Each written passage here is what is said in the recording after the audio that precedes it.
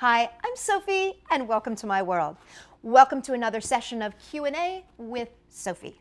So, you guys ask really interesting questions, and I am so excited to answer them. So the first one comes from a bunch of you. This comes from Rainbow Smarties, Anonymous Person, Bella Newlove, Loom Girl 9, and Shanna B. And you guys all want to know, when did you start crafting, and what inspired you? This is one of my favorite questions, and I have to tell you why. The reason I started crafting was because I had the best grandmother in the whole wide world. She was my Grammy Yoakum, and she was amazing. She was a school teacher, and she started me crafting at, are you ready for this? Age 3. So when I was 3 years old, she used to sit me up at the kitchen table, and she used to just craft with me all day long, and we had the most fun together. So my crafting is not only about making art, but spending time with my Grammy. And so for me, crafting is a very special thing, and that's why I think I like to share it so much, is because she shared her time with me, and it was very special. And so I'm hoping that I can share with you, and I hope it's special. Okay, question number 2 here. This one is from Grace K. and from Lila. I hope I'm pronouncing that correctly. You guys will have to forgive me if I pronounce things wrong. It's L-A-I-L-A. So Lila, why did I start doing duct tape crafts, and why do I like them? Well, it's a good question. I didn't start duct taping because I was the duct tape queen and boom, all of a sudden I was surrounded with duct tape and all that kind of stuff. No, what happened is I went to the store one day, and they had all these really cool colors and patterns, and I thought, oh, these will be great for using in our normal crafting stuff that we do for parties.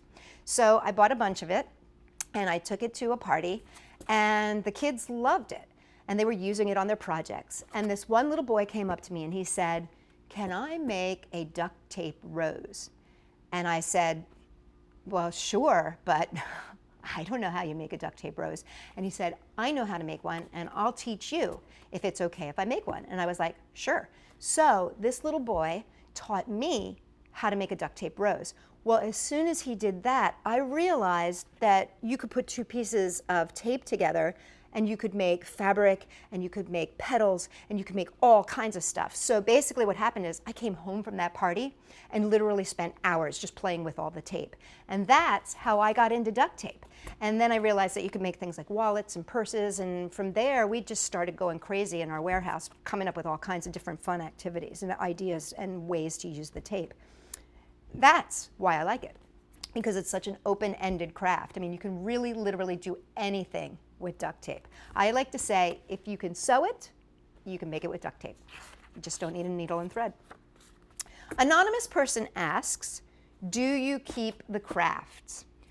You know, this is an interesting question, because what happens is if we are doing one of our big film shoots and we actually have kids on stage with us, a lot of times I will give the crafts to the kids that are working with me. But a lot of the crafts we do save, but we give them away. We give them to people at like fairs. When we go to the Maker Fair, we use them there. We give them away as prizes. We use them to show people what you can do, but then we also raffle them off or spin a wheel of fortune and let people choose them. When we go to book signings, sometimes we give them away at book signings. So we do end up giving those crafts away. They stay around the warehouse for a little bit of time, but usually they get given away. Riley H. says, what do you do at parties? That's a really interesting question. The thing about parties is we will do as little or as much as a parent wants us to do.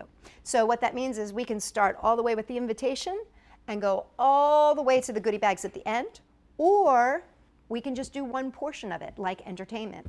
Typically, I'll do an invitation, and then as soon as the kids arrive at the party, we'll do an activity that'll usually be followed by a game. Then we do a craft.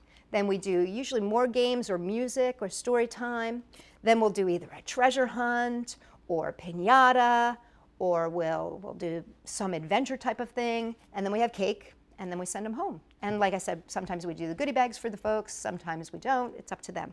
I like to let a mother or father or caregiver do the things that they like with their kids and take on the stuff that they don't want to do. We really want to make the party as easy for the parents as possible so that the kids can have the best time ever and that the parents and adults that are there can enjoy it as well. And last question. Kylie W. says, what is your favorite age group for parties? Okay, I call the sweet spot of parties 10. Age 10 is my favorite age. Why? Well, at age 10, you've got all those questions that you're still asking. You haven't become jaded yet, and you really like to explore and have a good time. You laugh easily, you ask really interesting questions, and what I really love about 10-year-olds is that they have the dexterity and the abilities that they can do things on their own. So the creativity level goes through the roof, and the crafting at age 10, between the ages of like 10 and 12, is like off the hook. Now, for me, what I normally say is my favorite age, it would be between 7 and 12, but my sweet spot age is 10. So remember, if you got more questions for me, just write them down below, and at our next Q&A, we might be able to get to them. Thanks a lot. Check us out for more stuff at Sophie-World.com.